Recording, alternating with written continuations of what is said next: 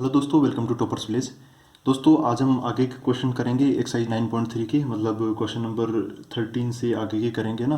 12 तक अपने ऑलरेडी हो चुके हैं, तो एक बार फटाफट फॉर्मूले देख लेते हैं। ये जो एक्सरसाइज 9.3 है मेनली जीपी के बारे में, ज्योमेट्रिक प्रोग्रेशन के बारे में। तो ए एन का फॉर्मूला क्या होता है जीपी के लिए? ए एन मतलब nth टर्म का फॉर्मूला ए इंटू आर की पावर एन माइनस वन, और एस एन मतलब sum of n first n terms, उसका फॉर्मूला क्या होता है ए इंटू आर की power N minus one upon r minus one. ठीक है, तो ये दोनों ही फॉर्मूले आज काम आने वाले हैं। तो स्टार्ट करते हैं क्वेश्चन से।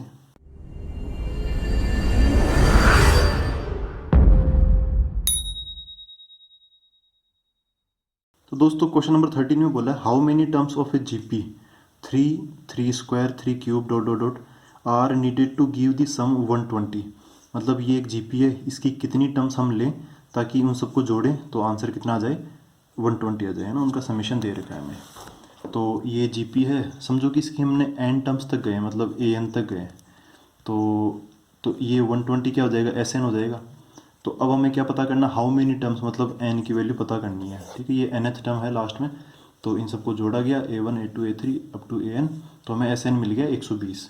तो हमें एन की वैल्यू बतानी है, हाउ मेनी टर्म्स।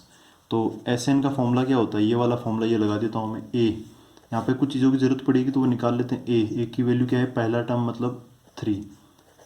आर की ज़रूरत और पड़ेगी यहाँ पे, आर मतलब कॉमन रेशियो। तो क्या बार बार मल्टीप्लाई हो रहा है? 3, फिर 3 स्क्वायर हो गया तो 3 मल्टीप्लाई हो गया, फिर 3 मल्टीप्लाई हो गया, तो आर की वैल्यू क्या है? 3 है। तो एस एन के क्या होगा? देखो यहाँ पे ए है तो ए कितना हो गया? 3।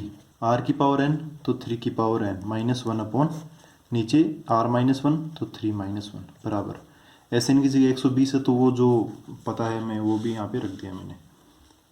इसको सोल्व करेंगे तो 3 जो है 120 को काटेगा तो कितना बच जाएगा इधर की तरफ? 40। ठीक है, इधर ऊपर की तरफ क्या बचेगा? 3 की power N minus one upon नीचे देखो क्या है दोस्तों? 3 माइनस वन, तो 3 माइनस वन बोले तो 2 हो गया। ऊपर कितना है? 40 है। ये 2 जाके उधर मल्टीप्लाई हो जाएगा तो 3 की पावर एन माइनस वन बराबर ये 2 इंटू 40 कितना हो गया? 80 हो गया। और ये जो 1 है उधर चला जाएगा तो 3 की पावर एन इक्वल टू 81 हो गया। यहाँ पे 3 की पावर एन है तो इसको भी 3 की पावर जैसा बना लो, तो ये क्या हो जाएगा? 3 की पावर 6 हो जाएगा। 3 की पावर 6 या 4 हो जाएगा ना, तो 3 की पावर 4। तो 81 मतलब 3 की पावर 4। तो यहाँ पे अब सीधा सीधा है कि भाई जब दो नंबर बराबर है, इनका बेस बराबर है, तो इनकी पावर्स भी क्या हो जाएगी? सेम हो जाएगी। तो यहाँ पे जो पावर है इसकी n, वो इधर की पावर n इसके बराबर हो जाएगी। ठीक है, तो आप बोल सकते हो कि ये जो जीपी है जिनका समेशन 120 है, तो हमें कितनी टर्म्स लेनी पड़ेगी? स्टार्टिंग की 4 टर्म्स लेनी पड़ेगी। ठीक है, तो अब देखते हैं आगे। दोस्तों क्वेश्चन नंबर 14, इसमें बोला the sum of first 3 terms of a GP is 16, sum of the next 3 terms is 128, determine the first term common ratio and the sum of N terms of the GP. ठीक है, तो क्या बोला है कि भाई यहाँ पे समझो कि नेक्स्ट 3 तक की बात की गई है, तो मतलब एक जीपी है, तो समझो कि ए, फिर अगली टर्म क्या ले लें हम? ए आर, फिर उससे अगली ए आर स्क्वायर, फिर A are cube, A R 4, A R 5, A R 6, ऐसा चलता जा रहा है। क्वेश्चन में बोला है कि जो फर्स्ट 3 टर्म्स है उनका समेशन 16 है, मतलब इनको जोड़ेंगे तो 16 आंसर आएगा। और अगली वाली sum of the next 3 terms is 128, तो इनको जोड़ेंगे स्टार्टिंग की अगली वाली जो 3 है वो, तो इनको जोड़ेंगे तो 128 आंसर यहाँ पर आएगा। तो एक बार इस इन्फॉर्मेशन को लिखते हैं, उसके बाद में इनको सोल्व कर लेंगे, ए और आर निकाल लेंगे, फिर तो हम कुछ भी कर सकते हैं। तो पहले मैं इसको लिख लेता हूँ, ए प्लस ए आर स्क्वायर कितना है? 16। तो इसको थोड़ा सोल्व करने लाइक कंडीशन में बना लेता हूँ। ए कॉमन ले लेता हूँ, मतलब ए कॉमन लूँगा तो क्या बचेगा? 1 प्लस आर स्क्वायर बराबर 16। यहाँ पे इन सबको जोड़ेंगे तो 128 आंसर आ रहा है। इन सबको जोड़ूंगा तो एक बार लिख लेता हूँ, A are cube plus A R 4 plus A R 5 equal to 128 है। सोल्व करेंगे अब इनको, तो पहले कॉमन ले लेता हूँ। क्या कॉमन आ रहा है? तो देखो यहाँ पे ए आर क्यूब सब में आ रहा है, तो मैं ए आर क्यूब पहला नंबर उठा लेता हूँ। यहाँ पे ए आर क्यूब उठा लिया, ए आर क्यूब ही था तो 1 बच जाएगा। यहाँ पे ए आर 4 में से ए आर क्यूब तो उठा लिया तो फिर आर बच जाएगा, प्लस यहाँ पर ए आर 5 है तो ए आर क्यूब उठा लिया तो आर स्क्वायर बच जाएगा इक्वल टू 128।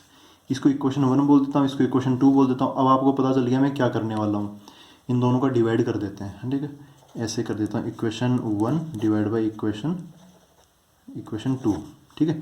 तो देखो क्या होगा, इसको डिवाइड करूँगा तो एक बार लिख लेता हूँ, a1 + r upon ar³ 1 + r+r² equal to 16/128।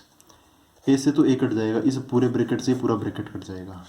यहाँ पे r³ बच गया, r³ बचेगा। यार कुछ गड़बड़ कर दी क्या मैंने?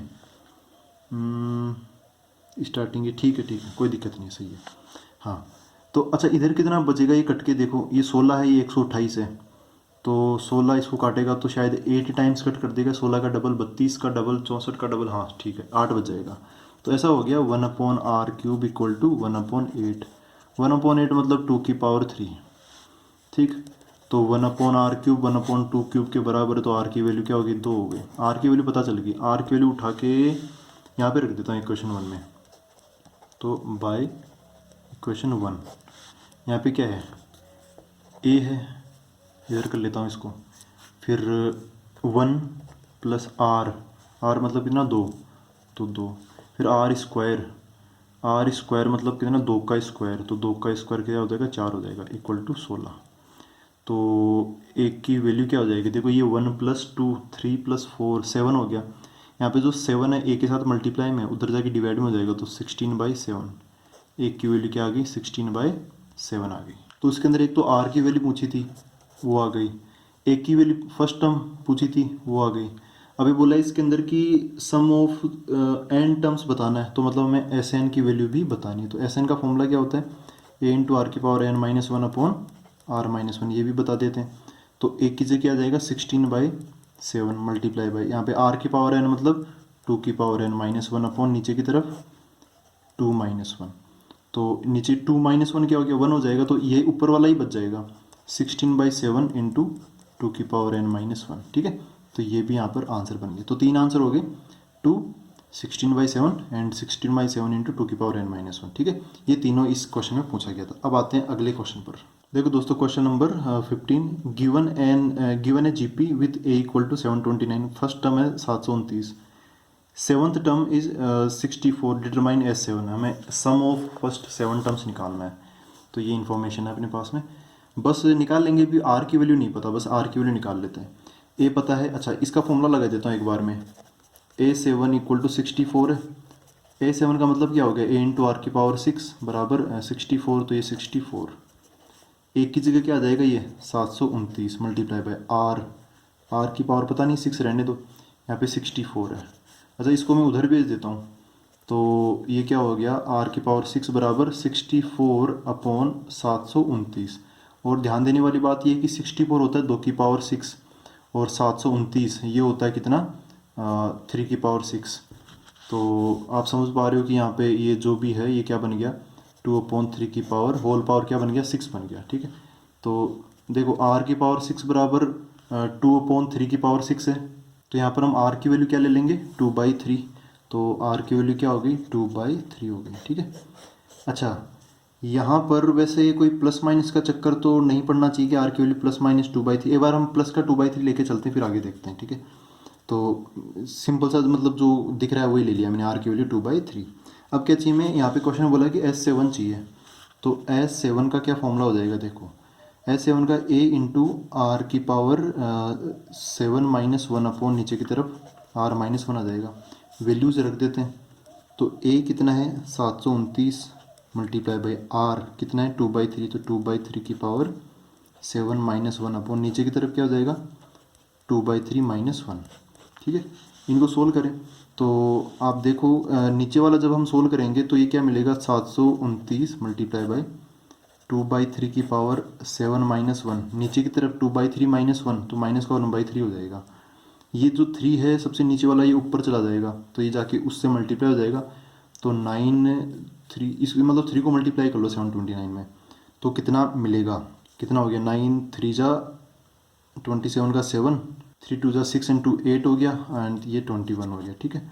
अब यहाँ पर जो माइनस है ना, माइनस, ये माइनस क्या करेगा? ये माइनस ना आप यहाँ से ठिकाने लगा दो, इसको उस ब्रैकेट के अंदर भेज दो, तो ये जो प्लस का है वो तो बन जाएगा माइनस का, और वो माइनस वाला बन जाएगा प्लस का। तो क्या मिलेगा? 1 - 2/3 की पावर 7, और ये ब्रैकेट क्लोज, ठीक है। तो ये इसका आंसर हो गया। अब देखते हैं अगला क्वेश्चन।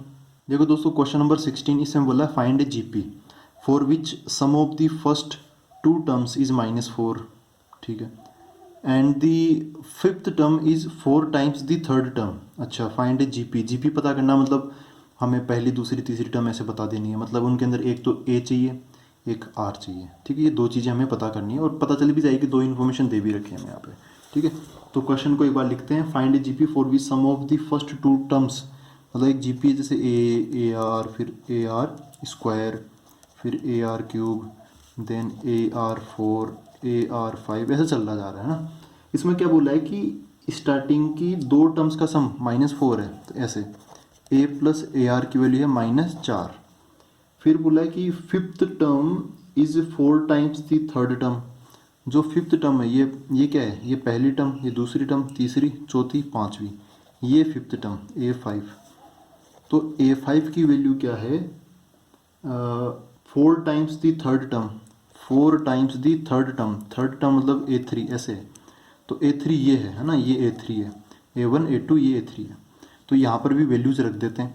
A5 मतलब ये AR4 multi equal to 4 multiply by A3 मतलब कितना, AR स्क्वायर है, तो ए से तो ए कट गया, यहाँ पे R4 है, ये आर स्क्वायर है, तो आर स्क्वायर R4 को काटेगा तो आर स्क्वायर यहाँ पे बच जाएगा। आर स्क्वायर इक्वल टू कितना बच गया, 4 बच गया, ठीक है। तो इसको सोल्व करें, आर स्क्वायर इक्वल टू 4 है, तो आर की वैल्यू क्या हो जाएगी, +-2। आर की वैल्यू +-2 में से कुछ भी हो सकती है, अभी देखते हैं। खैर यहाँ पर आते हैं, यहाँ पर a plus A r equal to -4 है, तो यहाँ पर एक बार इस इक्वेशन को लिखता हूँ मैं, a plus A r equal to -4। इसमें मैं ए कॉमन ले लेता हूँ, तो क्या बचेगा, 1 + r बराबर -4। इस 1 + r को नीचे भेज देता हूँ, तो ए इक्वल टू क्या हो गया, -4/1 + r। आर की वैल्यू देखो कुछ भी ले सकते हैं, लेकिन जब मैं आर की वैल्यू क्या ले लूँ, 2 ले लेता हूँ एक बार के लिए, तो क्या मिलेगा, ये ए इक्वल टू क्या मिलेगा मेरे को, -4/1 + 2 मतलब -4/3, ठीक है। तो इसकी अब एक अलग जीपी बन जाएगी। अगर मैं आर की वैल्यू -2 ले लूँ, तो ए की वैल्यू देखो क्या होगी, -4 यहाँ पे क्या है, 1 + r, तो 1 + -2। तो सोल्व करेंगे तो -4/1 -2 कितना हो गया, -1। सोल्व करेंगे तो ये 4 आ जाएगा, ठीक है। तो इसकी जीपी क्या बनेगी, देखो पहली टर्म सबसे पहले क्या आएगा, ए आएगा, तो ए मतलब कितना, -4/3 कोमा, फिर क्या आएगा, ए आर, मतलब ए को आप आर से मल्टीप्लाई कर दो। अब देखो इसका आर ये लिया तो इसके लिए ए ये होगा, इसका आर और वो ए, ऐसा नहीं चलेगा, ठीक है। जिसका ए है उसी का आर लेंगे, तो इन दोनों को मल्टीप्लाई करेंगे तो कितना मिलेगा, -8/3। फिर ये दो एक बार इसमें मल्टीप्लाई कर दूंगा तो -16/3, ऐसे चलता रहेगा। तो ये एक जीपी मिल गई। ऐसे इधर भी मिल सकती है, आर की वैल्यू -2 है, सबसे पहले ए आएगा, तो ए क्या है, 4, फिर आएगा ए आर, तो इन दोनों को मल्टीप्लाई कर दूंगा तो -8, फिर ए आर स्क्वायर, तो इसको फिर इसमें मल्टीप्लाई कर दूंगा तो क्या, -2 × -8 16, ऐसे। तो ये भी सही है और ये भी सही है, जो मतलब दोनों ही सही है, कोई दिक्कत नहीं है। देखो दोस्तों क्वेश्चन नंबर 17, इसमें बोला है if the 4th 10th and 16th term of a G P are XYZ respectively, prove that XYZ are in G P. ठीक है, मतलब एक जी पी है, उसमें से बीच बीच में से हमने कुछ नंबर्स उठा लिए, चौथा नंबर, ये 10th number and 16th number, ठीक है। अब जो ये 3 नंबर मिले, ये अपने आप में अगर इनको हम रखेंगे ना तरीके से, तो ये अपने आप में भी एक क्या बनाते हैं, नई जीपी बना लेते हैं। तो ये हमें प्रूव करना है। अच्छा ठीक है, प्रूव करना है। देखो एक जीपी है, तो जीपी की 4th term, 10th term and 16th term. 4th term क्या हो जाएगी, a × r³। 10th टर्म क्या होगी, a × r⁹ 9। 16th टर्म क्या होगी, a × r⁵15, है ना, एक कम हो जाएगी पावर। तो ये तो है x, ये है y एंड ये है z। हमें ये प्रूव करना है, to prove XYZ are also in GP. ये प्रूव करना है कि XYZ जो है, बीच बीच में जो उठाए हैं जीपी के हैं, लेकिन ये दूर दूर है, तो बताना है कि XYZ फिर से अगेन एक नई जीपी बनाएंगे, ये ठीक है, ये लोग भी जीपी में हैं, ये हमें प्रूव करना है। तो ये प्रूव करने का मतलब क्या है, अगर आप ये प्रूव कर दो, देखो अगर 3 नंबर जीपी में मैंने कंसेप्ट बताया था ABC, 3 नंबर जीपी में, तो आपको याद आ रहा है क्या बताया था मैंने बोला था कि ये जो बीच वाला नंबर है ना, ये वो उसका स्क्वायर कर दो, बी स्क्वायर बराबर ए सी फर्स्ट एंड थर्ड के प्रोडक्ट के बराबर होता है। तो आप ये प्रूव करना चाहते हो तो ये प्रूव कर दो कि Y square equal to X into Z, ठीक है, Y square equal to X into Z, तो समझ आएंगे कि भाई हाँ ये जीपी में हो जाएंगे। तो ये प्रूव कर दो आप कैसे न कैसे करके। तो वाई स्क्वायर निकालते हैं, वाई की वैल्यू क्या है, ये है ए इंटू आर की पावर 9, तो इसका क्या कर देंगे, स्क्वायर कर देंगे, तो कितना आएगा ये एक का स्क्वायर, अच्छा आर की पावर 9 का होल स्क्वायर, तो आर की पावर 9 का होल स्क्वायर क्या मिल जाएगा, ए स्क्वायर, और आर की पावर 18 हो जाएगा ना, 9 और 2 मल्टीप्लाई हो जाएंगे। अब आर एच एस क्या है, एक्स इंटू जेड का, तो एक्स इंटू जेड ये भी आप निकाल लो, ये एल एच एस है और ये आर एच एस है, ठीक है। तो अब आर एच एस निकालते हैं, x into z, x into z इन दोनों को मल्टीप्लाई करते हैं, तो एक्स क्या है a are cube multiply by z क्या है ए आर 15, मल्टीप्लाई करेंगे तो ए इंटू ए स्क्वायर हो गया, आर 3 इंटू आर 15, तो पावर्स जुड़ जाएगी क्योंकि बेस सेम है, तो आर की पावर 18, तो आप देखोगे कि ये दोनों क्या हो गए, बराबर हो गए, ठीक है। तो हम बोल सकते हैं देयरफॉर अगर इनका आर एच एस बराबर तो इनका एल एच एस भी बराबर होगा, मतलब वाई स्क्वायर इक्वल टू क्या होगा, एक्स जेड हो गया। और इसके अगली ही लाइन में आप सीधा सीधा बोल देना therefore X comma Y comma Z are in GP, ठीक है। बस इतना सही करना है, इसके अंदर आसान था ना दोस्तों। क्वेश्चन नंबर 18 इसमें बोला है find the sum of N terms of the sequence 8 88 फिर 888 फिर 4 टाइम्स 8 8 ऐसे चला जा रहा है, ठीक है। ये एक सीक्वेंस है, ये एक जीपी नहीं है, ठीक है। तो हमें इस सीक्वेंस में अगर यहाँ पे एन टर्म्स लें, अब देखो पहले नंबर में एक बार 8 आया, दूसरे नंबर में मतलब सेकंड टर्म में 2 बार 8 आए, फिर 3 बार 8, फिर 4 बार 8, तो ऐसे nth जो टर्म होगी उसके अंदर 8 आएगा, कितनी बार, n टाइम्स आएगा, मतलब 8 8 8 8 8 n बार 8 आएगा, ठीक है। तो ऐसे इन सबको जोड़ेंगे। ये क्वेश्चन नंबर 18 है, इंपॉर्टेंट और अच्छा शानदार क्वेश्चन है ये। ऐसे ही एक एग्जाम्पल है इस एक्सरसाइज से पहले, एग्जाम्पल नंबर 15, इसमें 7 7 7 था, तो कुछ भी चेंज नहीं होगा। यहाँ पे देखो क्या करते हैं, 7 8 कॉमन ले लेते हैं, 9 ऐसे कुछ करते हैं, तो बस इन दोनों के आंसर में एक ही फ़र्क है, यहाँ पे 7 था तो आगे की तरफ 7 आ गया, उसमें 8 आ जाएगा, ठीक है। बाकी पूरी प्रोसेस सेम है, तो आप वहाँ से भी समझ सकते हो। इसको देखो कैसे करेंगे। सबसे पहले इसको मैं एस एन लिख लेता हूँ, एन टर्म्स का सम, तो एस एन लिख लिया। इसका मतलब ये नहीं कि मैं ए पी या जी पी का कोई फॉर्मूला लगाऊंगा, नहीं, एस एन मतलब स्टार्टिंग के एन टर्म्स का सम, भले वो ए पी हो या जी पी हो, वो मैटर नहीं करता, या कुछ और हो। तो सबसे पहले 8, फिर क्या 88, फिर क्या आएगा 8 8 8, ऐसे चलता रहेगा। लास्ट वाला नंबर 9 लिखो तो ही बढ़िया है, क्योंकि लिखोगे तो फिर वही उसमें घपला होगा कि भाई आप क्या लिखोगे 8 8 8, फिर डॉट डॉट लगाओगे, फिर 8 लिखोगे, फिर बोलोगे नीचे n टाइम्स, तो छोड़ो, उस लफड़े में मत पड़ो, लास्ट में संभाल लेंगे उसको। यहाँ पर सबसे पहले आप 8 कॉमन लो, 8 कॉमन लेंगे तो यहाँ पर क्या बचेगा 1, यहाँ पर क्या बचेगा 11, यहाँ पर क्या बचेगा 1 1 1, फिर 1 की संख्या बढ़ती चली जाएगी, ठीक है। अब यहाँ पर देखो दोस्तों, हमें इसको ना जीपी का रूप देना है, या फिर हो सके तो जीपी के करीब लेके जाना है। अभी फ़िलहाल तो ये जीपी के कहीं से भी करीब नहीं है, क्योंकि 1 है, फिर 11 है, फिर 111 है, तो जीपी के आसपास भी नहीं है। तो एक तरीका है कि जीपी के आसपास कैसे बनाएं, तो मैं बोलता हूँ कि यहाँ से ना 1/9 कॉमन लो, मतलब बाहर क्या जाएगा 8/9।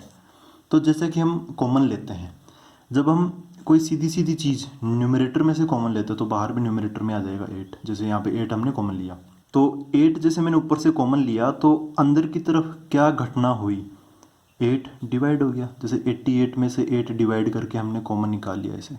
लेकिन इस बार मैं डिवाइड वाला कॉमन मांग रहा हूँ, तो फिर ये जो 9 है ना, वो अंदर की तरफ क्या हो जाएगा, उल्टा, मतलब मल्टीप्लाई हो जाएगा। तो 1 की जगह क्या आ जाएगा 9, 11 की जगह क्या आ जाएगा 99, फिर यहाँ पर क्या आ जाएगा 999, 3 बार 9 ऐसे। कैसे हुआ समझो, दोबारा समझो, इसको उल्टा समझो एक बार। जब देखो चेंज ऐसा करो जिससे फ़र्क ना पड़े, तो जैसे मैंने यहाँ पर 8 कॉमन लिया, ऐसा हो गया। अगर मेरे को वापस वहाँ पे जाना तो पहुँच सकता हूँ ना, बिल्कुल पहुँच सकता हूँ। 8 इंटू 1 88 बन गया, फिर 8 इंटू 11 88, फिर ऐसे ऐसे ये बन गया।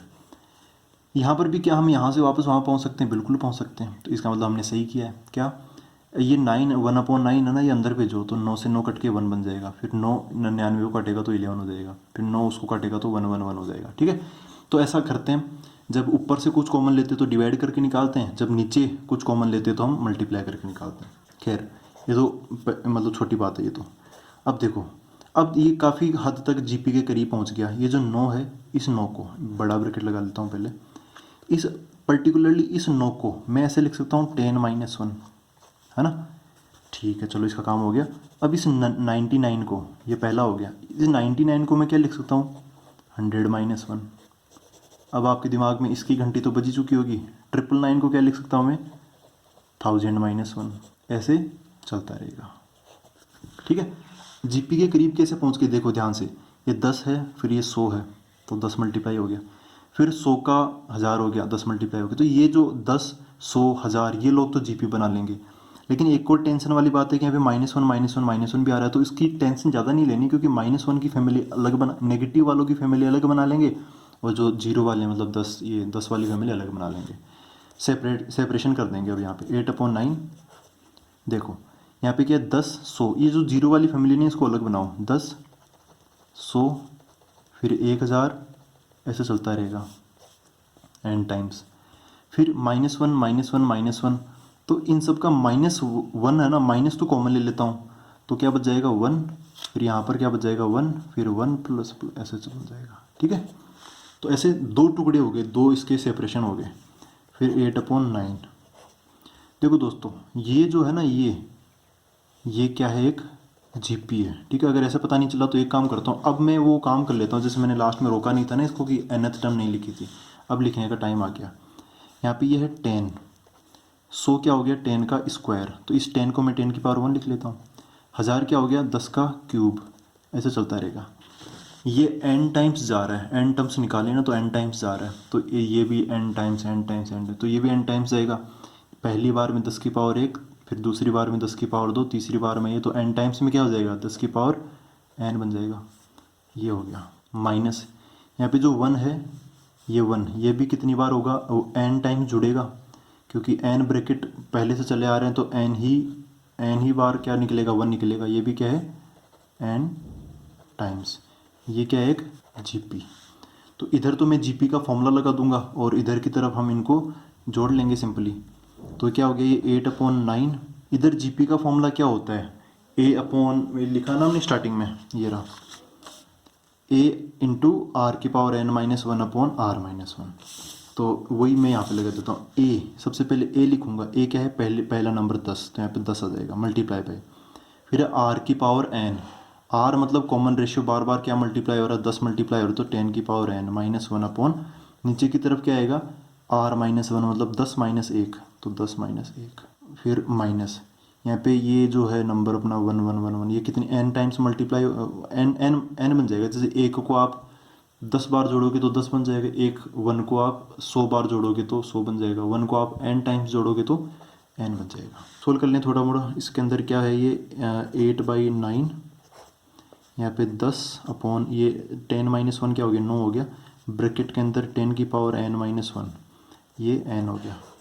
ब्रैकेट खोलो तो खोल दो, चलो खोल देते हैं ब्रैकेट, तो ये 8/9 इंटू 10/9, तो 8 और 10, ये तो हो गया 80, नीचे 9 और 9 क्या हो गया, 81, मल्टीप्लाई बाई, ये ब्रैकेट तो आ जाएगा ऐसा कैसा, 10 की पावर n-1 माइनस 8/9, n से भी मल्टीप्लाई होगा तो क्या बन जाएगा, 8n/9 बन जाएगा। तो ये इसका हम बोल सकते हैं कि ये आंसर इसका हो गया। ठीक है, ये बन गया इसका आंसर। ठीक है, तो आज के लिए इतना ही करते हैं। ये अच्छा क्वेश्चन था। 18 आगे के बार आप खुद अपने हाथों से ट्राई कर लेना। फिर अब आगे मिलते हैं हम। Thank you very much.